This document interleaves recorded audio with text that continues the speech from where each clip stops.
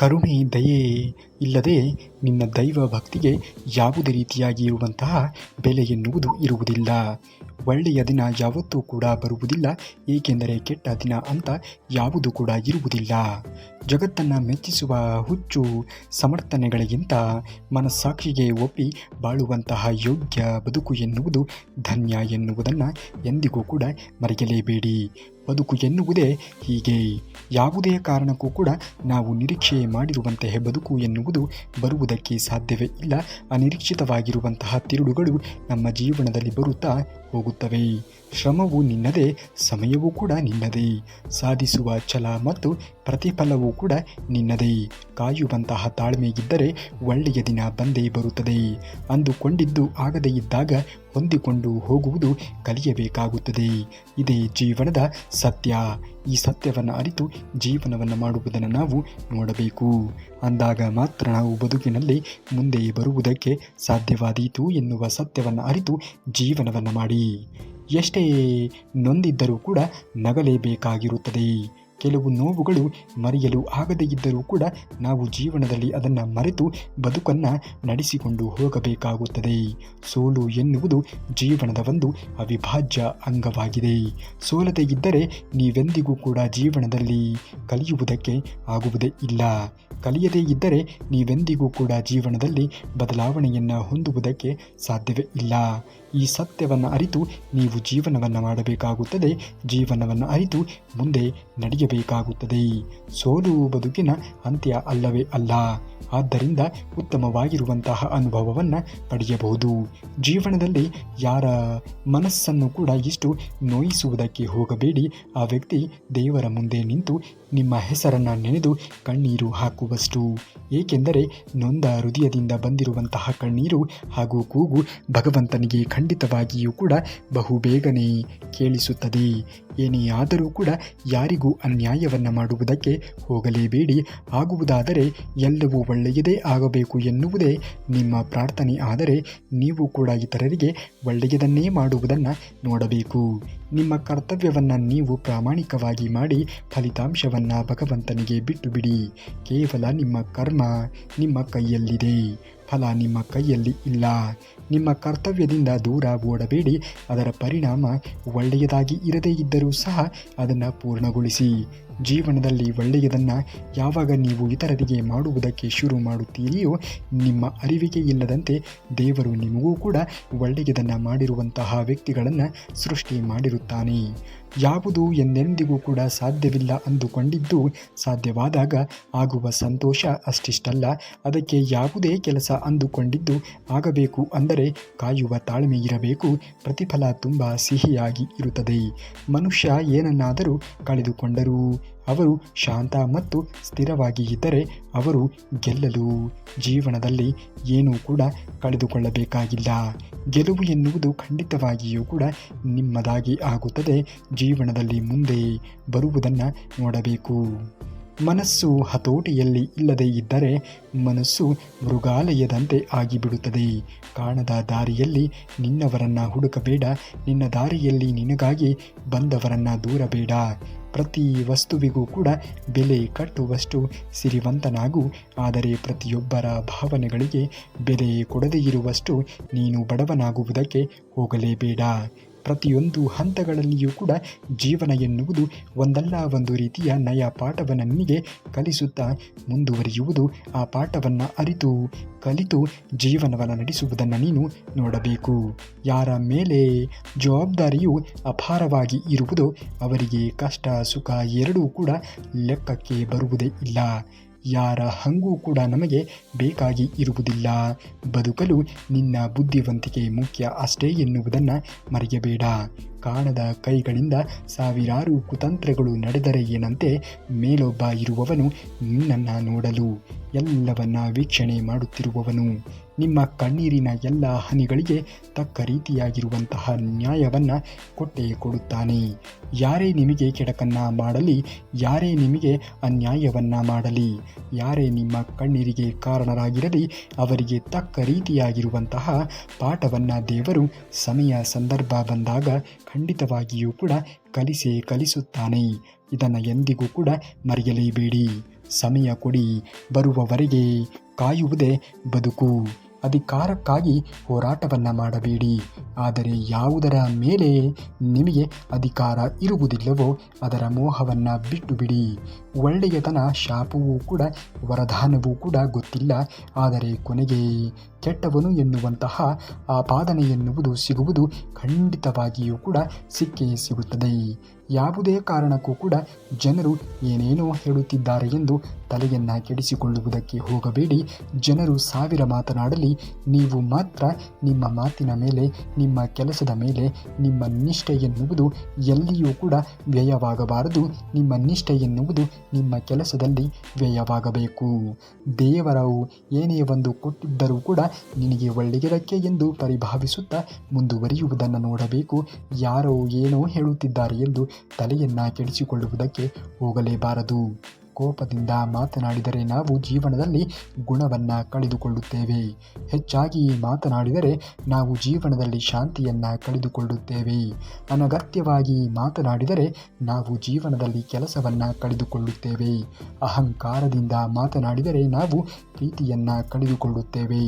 ಸುಳ್ಳು ಮಾತನಾಡಿದರೆ ನಾವು ಹೆಸರನ್ನು ಕಳೆದುಕೊಳ್ಳುತ್ತೇವೆ. ವೇಗವಾಗಿ ಮಾತನಾಡಿದರೆ ಮಾತಿನ ಅರ್ಥವನ್ನು ನಾವು ಕಳೆದುಕೊಳ್ಳುತ್ತೇವೆ. ಎಲ್ಲಿ ಹೇಗೆ ಮಾತನಾಡಬೇಕು, ಎಲ್ಲಿ ಹೇಗೆ ಮಾತನಾಡಬಾರದು ಎನ್ನುವ ಸತ್ಯವನ್ನು ಅರಿತು ಜೀವನದಲ್ಲಿ ನಾವು ಅದನ್ನು ಅಳವಡಿಸಿಕೊಂಡು ಜೀವನವನ್ನು ಮುಂದುವರಿಸಿಕೊಂಡು ಹೋಗುವುದನ್ನು ನೋಡಬೇಕು. ಏನೇ ಆಗಿದ್ದರೂ ಕೂಡ ಇವತ್ತು ನಿನ್ನ ಒಳಿತಿಗಾಗಿಯೇ ಎಂದು ಪರಿಭಾವಿಸುವುದನ್ನು ನೋಡಬೇಕು. ಪ್ರೀತಿಯಿಂದ ಮಾತನಾಡಿದರೆ ನಾವು ಜೀವನದಲ್ಲಿ ಏನೇ ಕಳೆದುಕೊಂಡಿದ್ದರೂ ಕೂಡ ಎಲ್ಲವನ್ನ ಗಳಿಸುತ್ತೇವೆ. ಯಾರ ಹಂಗೂ ಕೂಡ ಬೇಕಾಗಿಲ್ಲ ಬದುಕುವುದಕ್ಕೆ. ನಿನ್ನ ಬುದ್ಧಿವಂತಿಕೆ ಮುಖ್ಯವಾಗುತ್ತದೆ ಅಷ್ಟೇ. ನಾಳೆ ಒಳಿತಿಗಾಗಿ ಇಂದಿನ ಕೆಲಸವನ್ನು ಮೀಸಲು ಇಡುವುದು ತಪ್ಪಲ್ಲ, ಆದರೆ ಬರೀ ನಾಳೆಯ ಚಿಂತೆಯಲ್ಲಿಯೇ ಇಂದಿನ ಸಂತೋಷವನ್ನು ನಾವು ಕಳೆದುಕೊಳ್ಳುತ್ತಿರುವುದು ವಿಪರ್ಯಾಸ. ಇಂದಿನ ಸಂತೋಷವನ್ನು ಕೂಡ ನಾವು ಕಳೆದುಕೊಳ್ಳಬಾರದು, ನಾಳೆಯ ಚಿಂತೆಯಲ್ಲಿಯೂ ಕೂಡ ನಾವು ಅತಿಯಾಗಿ ಮುಳುಗಿರಬಾರದು. ಈ ಸಮಯ ನಿನ್ನದು, ಅದನ್ನು ಹೇಗೆ ಸದುಪಯೋಗ ಮಾಡಿಕೊಳ್ಳುತ್ತೀಯ ಎನ್ನುವುದು ನಿನಗೆ ಬಿಟ್ಟಿರುವಂತಹ ವಿಚಾರ. ಆ ಕೆಲಸವನ್ನು ನೀನು ಮಾಡಬೇಕು ಅಷ್ಟೇ. ಒಳ್ಳೆಯವರಿಗೆ ಒಳ್ಳೆಯತನವೇ ಶತ್ರು. ಅದಷ್ಟೇ ಕಷ್ಟಗಳು ಬಂದರೂ ಕೂಡ ಸರಿಯೇ, ಧೈರ್ಯ ಕಳೆದುಕೊಳ್ಳಬಾರದು. ಉದುರಿದ ಎಲೆಗಳು ಎಂದಿಗೂ ಕೂಡ ಬೇರನ್ನು ಅಲುಗಾಡಿಸುವುದಕ್ಕೆ ಸಾಧ್ಯವೇ ಇಲ್ಲ. ಕಷ್ಟದ ಸಮಯದಲ್ಲಿ ದೇವರು ಏಕೆ ಸುಮ್ಮನೆ ಇದ್ದಾನೆ ಎಂದು ಯೋಚಿಸಬೇಡಿ. ಏಕೆಂದರೆ ಪಾಠ ಕಲಿಸಿದ ಶಿಕ್ಷಕನು ಕೂಡ ಪರೀಕ್ಷೆಯ ಕೊಠಡಿಯಲ್ಲಿ ಸುಮ್ಮನೆ ಇರುತ್ತಾನೆ ಎನ್ನುವುದನ್ನು ಎಂದಿಗೂ ಕೂಡ ಮರೆಯಲೇಬೇಡಿ. ಪ್ರತಿಯೊಬ್ಬರಿಗೂ ಕೂಡ ಸಮಯ ಎನ್ನುವುದು ಬಂದೇ ಬರುತ್ತದೆ. ಇವತ್ತು ನಿಮ್ಮ ಬಗ್ಗೆ ಕೆಟ್ಟದ್ದಾಗಿ ಮಾತನಾಡುವವರ ಸಮಯ ಇರಬಹುದು, ನಾಳೆಯ ದಿವಸ ನಿಮಗೂ ಕೂಡ ಒಂದು ಒಳ್ಳೆಯ ಸಮಯ ಎನ್ನುವುದು ಬಂದೇ ಬರುತ್ತದೆ. ಆ ಸಮಯ ಬರುವವರೆಗೂ ಕೂಡ ನೀವು ತಾಳ್ಮೆಯಿಂದ ಕಾಯುವುದನ್ನು ನೋಡಬೇಕು. ಯಾರಿಗೆ ಗೊತ್ತು, ನಾಳೆಯ ದಿವಸ ನಿಮ್ಮ ಸಮಯದಲ್ಲಿ ನೀವು ತಕ್ಕ ರೀತಿಯಾಗಿರುವಂತಹ ಉತ್ತರವನ್ನು ಎಲ್ಲರಿಗೂ ಕೂಡ ಕೊಡಬಹುದು ಅಲ್ಲವೇ? ಯಾರೇ ಆಗಲಿ, ಬಡಿದೆಬ್ಬಿಸುವಂತಹ ಶಕ್ತಿ ಬದುಕಿಗೆ ಮಾತ್ರ ಇರುವುದು. ಕರ್ಮ ಕಾಡುತ್ತದೆ, ಧರ್ಮ ಕಾಯುತ್ತದೆ. ನೀವು ಎಲ್ಲಿಯವರೆಗೆ ಉಪಯೋಗಕ್ಕೆ ಬರುತ್ತಾ ಇರುವಿರೋ ಅಲ್ಲಿಯವರೆಗೆ ಜನರು ನಿಮ್ಮನ್ನು ಪ್ರೀತಿಸುತ್ತಲೇ ಇರುತ್ತಾರೆ.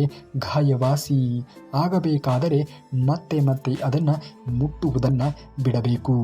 ಜೀವನದಲ್ಲಿ ಏನೇ ಕಹಿ ಘಟನೆಗಳು ನಡೆದಿದ್ದರೂ ಕೂಡ ಅದರ ಬಗ್ಗೆ ಪದೇ ಪದೇ ಯೋಚನೆಗಳನ್ನು ಮಾಡುವುದನ್ನು ಮನುಷ್ಯ ಮೊದಲು ಬಿಡಬೇಕು. ಅಂದಾಗ ಮಾತ್ರ ನೀವು ಬದುಕಿನಲ್ಲಿ ಮುಂದೆ ಬರುವುದಕ್ಕೆ ಸಾಧ್ಯವಾದೀತು. ಆ ನೋವಿನಿಂದ ಮುಂದೆ ಬರುವುದಕ್ಕೆ ಸಾಧ್ಯವಾದೀತು. ನಿಮ್ಮ ಜೀವನವನ್ನು ನೀವು ರೂಪಿಸಿಕೊಳ್ಳುವುದಕ್ಕೆ ಸಾಧ್ಯವಾದೀತು. ಈ ಸತ್ಯವನ್ನು ಅರಿತು ಜೀವನವನ್ನು ಮಾಡುವುದನ್ನು ನೋಡಿ.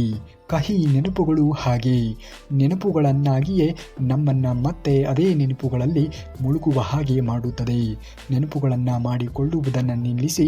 ಜೀವನ ಎನ್ನುವುದು ಅತ್ಯಮೂಲ್ಯವಾಗಿರುವುದು. ಕಳೆದ ನೆನಪುಗಳಲ್ಲೇ ನೀವು ಜೀವನವನ್ನು ಕಳೆಯಬೇಡಿ. ಮುಂದೆ ಇತಿಹಾಸವನ್ನು ನಿರ್ಮಾಣ ಮಾಡುವಂತಹ ಶಕ್ತಿ ನಿನ್ನಲ್ಲಿ ಇರುತ್ತದೆ ಎನ್ನುವುದನ್ನು ಮರೆಯಬೇಡಿ. ಕೋಪವೇ ನಿನಗೆ ಶತ್ರು. ಕೋಪದಿಂದ ಅವಿವೇಕ ಪ್ರಾಪ್ತಿಯಾಗುತ್ತದೆ. ಅವಿವೇಕದಿಂದ ಮತಿ ಭ್ರಮಣೆ ಉಂಟಾಗುತ್ತದೆ. ಅತಿ ಮತಿ ಭ್ರಮಣೆಯಿಂದ ಬುದ್ಧಿ ಎನ್ನುವುದು ನಾಶವಾಗುತ್ತದೆ. ಬುದ್ಧಿ ನಾಶವಾದಾಗ ಮನುಷ್ಯನ ಜೀವನ ಎನ್ನುವುದು ಸರ್ವನಾಶವಾಗುತ್ತದೆ. ಈ ಸತ್ಯವನ್ನು ಅರಿತು ಜೀವನವನ್ನು ಮಾಡುವುದನ್ನು ನೀನು ನೋಡಬೇಕು. ಎಲ್ಲರಿಗೂ ಕಾಲ ಎನ್ನುವುದು ಒಂದೇ ರೀತಿಯಾಗಿ ಇರುವುದಿಲ್ಲ. ನಿಮ್ಮ ಕಾಲ ಈಗ ಬದಲಾಗಿ ಇರಬಹುದು. ನಿಮಗೂ ಕೂಡ ಕಾಲ ಬರುತ್ತದೆ. ನಿಮಗೂ ಕೂಡ ಸಮಯ ಎನ್ನುವುದು ಬರುತ್ತದೆ. ನಿಮ್ಮ ಸಮಯದಲ್ಲಿ ಎಲ್ಲರಿಗೂ ಕೂಡ ತಕ್ಕ ರೀತಿಯ ಉತ್ತರವನ್ನು ನೀವು ಕೊಡಬೇಕು. ನಮ್ಮ ಬದುಕಿನ ಕರ್ಮಗಳೇ ಭಯ ಭಕ್ತಿಯಿಂದ ನಿಷ್ಠೆಯಿಂದ ಪರಮಾತ್ಮನ ಮೇಲೆ ನಂಬಿಕೆ ಇಟ್ಟು ಮಾಡಲು ಮುಂದಾಗಬೇಕು ಕೆಲಸವನ್ನು. ಏಕೆಂದರೆ ನಮ್ಮ ಕರ್ಮಗಳ ಮೇಲಿನ ಸ್ವಾವಲಂಬನೆ ಮತ್ತು ಅದರ ನಂಬಿಕೆ ಎನ್ನುವುದು, ಅದರ ಮೇಲಿನ ನಿರಂತರವಾಗಿರುವಂತಹ ಪ್ರಯತ್ನವು ಕರ್ಮಗಳನ್ನು ಯಶಸ್ವಿಗೊಳಿಸುವಂತಹ ಸೂತ್ರವಾಗಿರುತ್ತದೆ. ನಿಮ್ಮ ಕರ್ಮಗಳನ್ನು ನೀವು ಮಾಡುತ್ತಾ ಮುಂದುವರಿಯಿರಿ. ನಿಮಗೆ ಏನನ್ನು ಕೊಡಬೇಕು, ಯಾವ ಸಮಯದಲ್ಲಿ ಕೊಡಬೇಕು, ಯಾವ ರೀತಿಯಾಗಿ ಕೊಡಬೇಕು, ಎಷ್ಟು ಪ್ರಮಾಣದಲ್ಲಿ ಕೊಡಬೇಕು ಎನ್ನುವುದು ದೇವರು ಶ್ರೀಕೃಷ್ಣ ಪರಮಾತ್ಮನಿಗೆ ತುಂಬ ಚೆನ್ನಾಗಿ ತಿಳಿದಿದೆ. ಅವನ ಲೀಲೆಗೆ ಅನುಗುಣವಾಗಿ ಎಲ್ಲವೂ ಕೂಡ ನೆರವೇರುವುದು. ಅವನ ನಾಮ ಸ್ಮರಣೆಯನ್ನು ದಿನದಲ್ಲಿ ಒಮ್ಮೆಯಾದರೂ ಕೂಡ ನೀವು ಸ್ಮರಿಸುವುದನ್ನು ನೋಡಿ ಜೀವನದಲ್ಲಿ ಎಲ್ಲವೂ ಕೂಡ ಒಳ್ಳೆಯದೇ ಆಗುತ್ತದೆ. ನಿಮ್ಮ ಜೀವನದಲ್ಲಿ ಎಂತಹ ಸಮಸ್ಯೆಗಳು ಇದ್ದರೂ ಕೂಡ ಎಲ್ಲ ಸಮಸ್ಯೆಗಳಿಗೆ ಪರಿಹಾರ ಎನ್ನುವುದು ದೊರಕುತ್ತದೆ. ನಾವು ಬೇರೆಯವರಿಂದ ಪ್ರೀತಿ ಅಥವಾ ಸ್ನೇಹವನ್ನು ನಿರೀಕ್ಷಿಸುವ ಮನೋಭಾವನೆಯನ್ನು ಹೊಂದಿದ್ದರೆ ನಮ್ಮ ಮನೋಧೋರಣೆಯ ಕೂಡ ಅವರ ದೃಷ್ಟಿಯಲ್ಲಿ ಗೌರವದ ಪ್ರಮಾಣಕ್ಕೆ ಅನುಕೂಲವಾಗಿ ಇರಬೇಕಾಗುತ್ತದೆ. ಬೇರೆಯವರ ಬಗ್ಗೆ ಅಹಿತಕರವಾಗಿ ಮಾತನಾಡುವುದಕ್ಕೆ ಹೋಗಬೇಡಿ. ಜೀವನ ಎನ್ನುವುದು ಎಲ್ಲಿ ನಿಮಗೆ ತೃಪ್ತಿಯನ್ನು ಕೊಡಬೇಕು, ಜೀವನ ಎನ್ನುವುದು ಎಲ್ಲಿ ನಿಮಗೆ ಬುದ್ಧಿಯನ್ನು ಕಲಿಸಬೇಕು, ಜೀವನ ಎನ್ನುವುದು ಯಾವುದು ಸತ್ಯ, ಯಾವುದು ಅಸತ್ಯ, ಯಾವುದು ಒಳ್ಳೆಯದು, ಯಾವುದು ಕೆಟ್ಟದ್ದು, ಯಾರನ್ನು ನಂಬಬೇಕು, ಯಾರನ್ನು ಬಿಡಬೇಕು ಎನ್ನುವುದು ಈ ಜೀವನ ಎನ್ನುವುದು ನಿಮಗೆ ಕಲಿಸುತ್ತಾ ಮುಂದುವರಿಯುವುದು. ಈ ಜೀವನದ ಪಾಠ ಎನ್ನುವುದು ಯಾವ ವಿಶ್ವವಿದ್ಯಾಲಯವೂ ಕೂಡ ಕಲಿಸಲು ಆಗದೇ ಇರುವಂತಹ ಪಾಠವನ್ನು ನಿಮಗೆ ಕಲಿಸುತ್ತಾ ಮುಂದುವರಿಯುವುದು. ನಮ್ಮ ಮನಸ್ಸಿನ ಮೂಲಕ ಆಡುವಂತಹ ಕೆಟ್ಟ ಚಿಂತನೆಗಳಿಗಿಂತಲೂ ಕೂಡ ನಮ್ಮ ಮಾತಿನ ಮೂಲಕ ಮಾಡುವಂತಹ ಕೆಟ್ಟ ಮಾತುಗಳ ಪಾಪವೂ ಕೂಡ ಮಹತ್ತರವಾದದ್ದು. ಆದ್ದರಿಂದ ದುಷ್ಟ ಮಾತುಗಳಿಂದ ನಾಲಿಗೆಯನ್ನು ದೂರ ಇಡಬೇಕು. ಪ್ರತಿಯೊಬ್ಬ ವ್ಯಕ್ತಿಯ ಬದುಕಿನಲ್ಲಿಯೂ ಕೂಡ ಕೊರತೆ ಇರುವುದು ಸರ್ವೇ ಸಾಮಾನ್ಯ. ಕೊರತೆಯನ್ನು ನಾವು ಹೆಚ್ಚಾಗಿ ಯೋಚನೆಗಳನ್ನು ಮಾಡುವುದಕ್ಕೆ ಹೋಗಬಾರದು.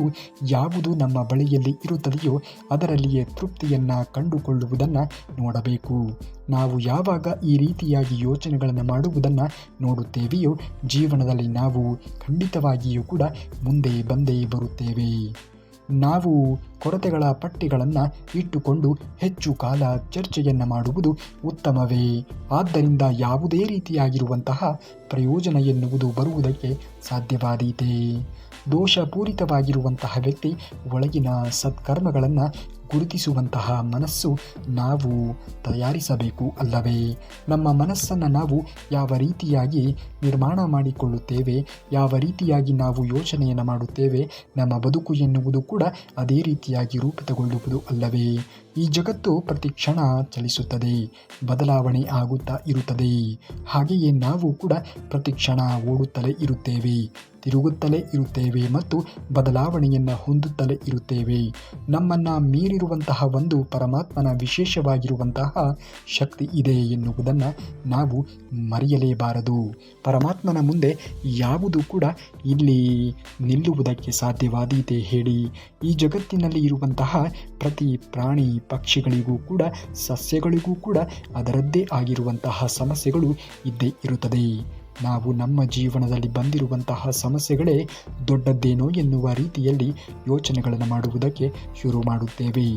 ಮಾನವನ ಜೀವನದಲ್ಲಿಯೂ ಕೂಡ ನಮಗಿಂತಲೂ ಕೂಡ ಅತ್ಯಂತ ಕಷ್ಟದಲ್ಲಿ ಇರುವವರನ್ನು ಕೂಡ ನಾವು ನೋಡುತ್ತೇವೆ. ಅವರ ಕಷ್ಟಕ್ಕೂ ನಮಗೆ ಇರುವಂತಹ ಕಷ್ಟಕ್ಕೂ ಹೋಲಿಸಿ ನೋಡಿದಾಗ ಅವರದ್ದು ತುಂಬಾ ಕಷ್ಟಕರವಾಗಿ ಇರುತ್ತದೆ. ನಮಗೆ ಇನ್ನೂ ಏನೋ ಪರವಾಗಿಲ್ಲ ಎನ್ನುವ ರೀತಿಯಲ್ಲಿ ಇರುತ್ತದೆ.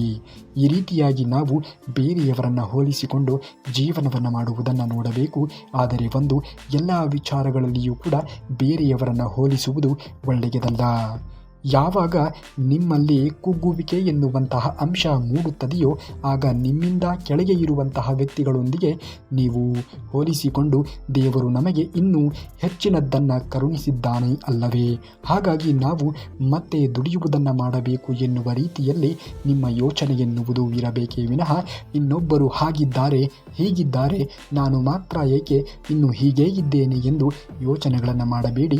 ಅವರು ಹಾಗೆ ಆಗುವುದಕ್ಕೆ ಯಾವ ರೀತಿಯಾಗಿ ಪ್ರಯತ್ನಗಳನ್ನು ಪಟ್ಟಿದ್ದಾರೆ, ಯಾವ ರೀತಿಯಾಗಿ ಕಷ್ಟಗಳನ್ನು ಅನುಭವಿಸಿದ್ದಾರೆ ಎನ್ನುವುದನ್ನು ಮೊದಲು ಗಮನ ಹರಿಸುವುದನ್ನು ನೋಡಿ. ಎಲ್ಲರಿಗೂ ಕೂಡ ಯಾವ ಸಮಯದಲ್ಲಿ ಏನು ಆಗಬೇಕೋ ಅದು ಹಾಗೆ ಆಗುತ್ತದೆ. ಇದು ನಮ್ಮ ಕರ್ಮಗಳಲ್ಲಿನ ಕಾರ್ಯದಕ್ಷತೆಯನ್ನು ಹೆಚ್ಚಿಸಲು ನೆರವಾಗುವುದು ಅಲ್ಲದೆ ಅಷ್ಟೇ ಅಲ್ಲ, ನಮ್ಮ ದೃಷ್ಟಿಯ ವಿಸ್ತಾರವಾಗಿ ಸದಾ ಗೆಲುವಿನ ಭಾವನೆಗಳೊಂದಿಗೆ ಇರಲು ಸಹಾಯಕವಾಗುತ್ತದೆ. ನಾವು ಮಾಡುವ ನಾನಾ ಸತ್ಕಾರ್ಯಗಳು ನಮ್ಮ ಜೀವನದಲ್ಲಿ ಎದುರಿಗೆ ಬರುವಂತಹ ಎಲ್ಲ ಸಂಕಷ್ಟಗಳನ್ನು ಎದುರಿಸುವಂತಹ ಜವಾಬ್ದಾರಿಯುತವಾಗಿರುವಂತಹ ಶಕ್ತಿಯ ಸಂಕೇತವಾಗಿರುತ್ತದೆ ಎನ್ನುವುದನ್ನು ಮರೆಯಲೇಬೇಡಿ. ನಿಮ್ಮ ಜೀವನದಲ್ಲಿ ಬರುವಂತಹ ಪ್ರತಿ ಸಮಸ್ಯೆಗಳಿಗೆ ಪರಿಹಾರವನ್ನು ದೇವರು ಶ್ರೀಕೃಷ್ಣ ಪರಮಾತ್ಮನು ಕರುಣಿಸಿಯೇ ಕರುಣಿಸುತ್ತಾನೆ. ಅವನನ್ನು ನಂಬಿ ಜೀವನವನ್ನು ಮಾಡುವುದನ್ನು ನೋಡಿ ಆಗುವುದೆಲ್ಲ ಒಳ್ಳೆಯದೇ ಆಗುತ್ತದೆ. ನಾನು ಎಂದರೆ ಯಾರು ಎನ್ನುವುದನ್ನು ಮೊದಲು ಅರಿಯಲು ಪ್ರಯತ್ನವನ್ನು ಪಡಬೇಕು ನಾವು. ಈ ಜ್ಞಾನವು ನಮ್ಮ ದೇಹದ ಮನಸ್ಸು ಮತ್ತು ಬುದ್ಧಿಶಕ್ತಿಯನ್ನು ಹತೋಟಿಯಲ್ಲಿ ಇರಿಸುವುದಕ್ಕೆ ನೆರವಾಗಿ ನಿಂತಿರಬೇಕು. ಬೇಡಗಳ ಜೊತೆಗೆ ಸಮಯ ದೇಶಗಳ ಜಗತ್ತುಗಳನ್ನು ಮೀರಿದ ಆನಂದ ಸ್ವರೂಪವನ್ನು ಅನುಭವಿಸಲು ಪ್ರೇರಣೆ ಎನ್ನುವುದು ನೀಡಬೇಕು. ಜೀವನದಲ್ಲಿ ಏನೇ ಆದರೂ ಕೂಡ ಎಲ್ಲದಕ್ಕೂ ಕೂಡ ಅದರದ್ದೇ ಆಗಿರುವಂತಹ ಕಾರಣಗಳು ಇರುತ್ತವೆ, ಪರಿಹಾರಗಳು ಕೂಡ ಇದ್ದೇ ಇರುತ್ತದೆ. ಕಾರಣ ಸಿಕ್ಕಾದ ಮೇಲೆ ಪರಿಹಾರವನ್ನು ನಾವು ಹುಡುಕಬೇಕೇ ವಿನಃ ಕಾರಣದಲ್ಲಿಯೇ ನಮ್ಮ ಜೀವನವನ್ನು ಕಳೆಯುವುದನ್ನು ನೋಡಬಾರದು. ನಮ್ಮ ಬದುಕಿನ ಸಮಸ್ಯೆಗಳನ್ನು ಎದುರಿಸುವಂತಹ ಮೊದಲ ಅದನ್ನು ಒಪ್ಪಿಕೊಳ್ಳುವ ಮನಸ್ಥಿತಿಯನ್ನು ನಾವು ಬೆಳೆಸಿಕೊಳ್ಳಬೇಕು. ಅಂದಾಗ ಮಾತ್ರ ಆ ಸಮಸ್ಯೆಗಳಿಗೆ ಸರಳವಾಗಿ ಬಗೆಹರಿಸುವುದರಲ್ಲಿ ಸಾಧ್ಯವಾಗುತ್ತದೆ. ತೊಂದರೆ ಬಂದಾಗ ಪ್ರಾಮಾಣಿಕವಾಗಿ ಇರುವುದನ್ನು ನೋಡಿ. ನಿಮ್ಮ ಪ್ರತಿಯೊಂದು ತೊಂದರೆಗಳಿಗೆ ಪರಿಹಾರವನ್ನು ದೇವರು ಕರುಣಿಸಿಯೇ ಕರುಣಿಸುತ್ತಾನೆ. ಹಣ ಬಂದರೆ ಜೀವನದಲ್ಲಿ ಸರಳವಾಗಿ ಇರುವುದನ್ನು ನೋಡಬೇಕು. ಹಕ್ಕನ್ನು ಪಡೆದ ನಂತರ ವಿನಯವಾಗಿ ಇರುವುದನ್ನು ನೋಡಬೇಕು. ನೀವು ಕೋಪಗೊಂಡಾಗ ಶಾಂತವಾಗಿ ಇರುವುದನ್ನು ಕಲಿಯಬೇಕು. ಇದನ್ನೇ ಜೀವನ ನಿರ್ವಹಣೆ ಎಂದು ಕರೆಯಲಾಗುತ್ತದೆ. ಇಲ್ಲಿ ನಾವು ಯಾವುದೇ ಶಕ್ತಿಯನ್ನು ಕೇವಲ ಹೊರ ದೃಷ್ಟಿಯಿಂದ ಅತ್ಯಂತ ಸೌಮ್ಯನು ಎಂದು ಅಳೆಯುವುದಕ್ಕೆ ಹೋಗಬಾರದು. ಯಾರು ಯಾವಾಗ ಹೇಗೆ ಬದಲಾವಣೆಯನ್ನು ಹೊಂದುತ್ತಾರೆ ಎಂದು ಹೇಳುವುದಕ್ಕೆ ಸಾಧ್ಯವೇ ಇಲ್ಲ. ಸಮಯಾವಕಾಶವನ್ನು ತೆಗೆದುಕೊಳ್ಳುತ್ತದೆ. ಸಮಯಕ್ಕೆ ಗೊತ್ತಿದೆ ನಿಮ್ಮನ್ನು ಎಲ್ಲಿ ತಲುಪಿಸಬೇಕು ಎಂದು. ಸಮಯಕ್ಕೆ ತಿಳಿದಿದೆ ಯಾರ ಮುಖವಾಡ ಹೇಗೆ ಇದೆ ಎನ್ನುವುದನ್ನು ನಿಮಗೆ ತಲುಪಿಸುವುದಕ್ಕೆ. ಏಕೆಂದರೆ ಅವರ ಅಂತಃಕರಣದಲ್ಲಿ ವಿಶೇಷವಾಗಿರುವಂತಹ ಪ್ರೇಮ ಅಥವಾ ವಾತ್ಸಲ್ಯ ಶಕ್ತಿ ಇದ್ದರೂ ಕೂಡ ಇರಬಹುದು ಎಂಬ ಸಾಮಾನ್ಯವಾಗಿರುವಂತಹ ಜ್ಞಾನದ ಅರಿವು ನಮಗೆ ಬೇಕಾಗಿ ಇದೆ. ಬದುಕಿನಲ್ಲಿ ನಾವು ಯಾವುದೇ ವ್ಯಕ್ತಿಯನ್ನು ಹೇಳನವನ್ನು ಮಾಡುವುದಕ್ಕೆ ಹೋಗಬಾರದು. ನಿಂದಿಸಲ್ಪಟ್ಟವನು ನಮ್ಮ ಅಗತ್ಯವಾಗಿರುವಂತಹ ಸಂದರ್ಭಗಳಲ್ಲಿ ನೆರವಿಗೆ ಬರುವವನು. ಜೀವನದಲ್ಲಿ ಯಾವುದೇ ಕಾರಣಕ್ಕೂ ಕೂಡ ನಾವು ಬೆಳವಣಿಗೆಯನ್ನು ಹೊಂದಿದ ನಂತರದಲ್ಲಿ ಇನ್ನೊಬ್ಬರನ್ನು ನಾವು ಹೀಯಾಳಿಸುವುದಕ್ಕೆ ಹೋಗಬಾರದು. ಅವರ ಸ್ಥಿತಿಗಳನ್ನು ನೋಡಿ ನಾವು ನಗುವುದಕ್ಕೆ ಹೋಗಬಾರದು. ನಮ್ಮ ಸ್ಥಿತಿ ಮೊದಲು ಹೇಗೆ ಇತ್ತು ಎನ್ನುವುದನ್ನು ಮರೆಯಲೇಬಾರದು.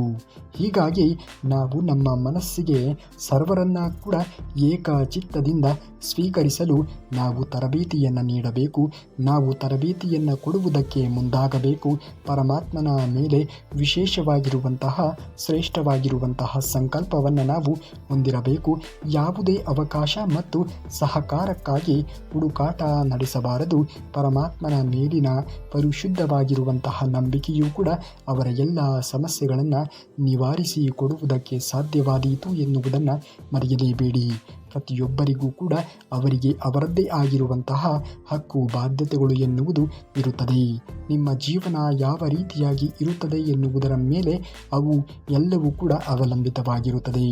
ನಮ್ಮಲ್ಲಿನ ಕೊರತೆ ಅಥವಾ ದೋಷಗಳನ್ನು ಗುರುತಿಸಿ ನಂತರ ಅದನ್ನು ತಿದ್ದುಪಡಿಗೊಳಿಸಿ ಪರಿಪೂರ್ಣತೆಯೆಡೆಗೆ ಹೆಜ್ಜೆ ಇಟ್ಟರೆ ಸಮಾಜಕ್ಕೆ ಒಬ್ಬ ಸಾಧಕ ಅಥವಾ ವಿವೇಕಿ ಸೇರ್ಪಡೆಯಾದಂತೆಯೇ ಆಗುವುದು. ಯಾವುದೇ ಧರ್ಮ ಹಿಂಸೆ ಮತ್ತು ದ್ವೇಷವನ್ನು ಬೆಂಬಲಿಸುವುದಕ್ಕೆ ಹೋಗುವುದೇ ಇಲ್ಲ.